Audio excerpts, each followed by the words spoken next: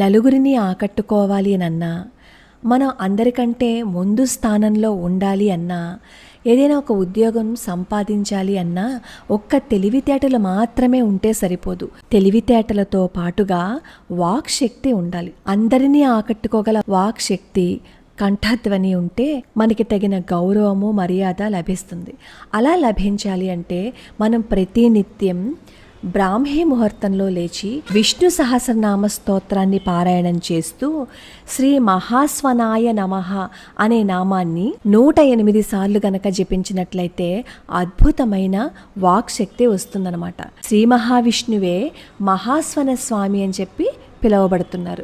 ఇది విష్ణు సహస్రనామ స్తోత్రంలో 41వ నామం. కాబట్టి అయ్యో నాకు తెలివితేటలు ఉన్నాయి కానీ నేను రాణించలేకపోతున్నాను అని అనుకునే వాళ్ళు ఇలా చేస్తే కనుక వాళ్ళకి విశేషమైన ఫలితం ఉంటుంది.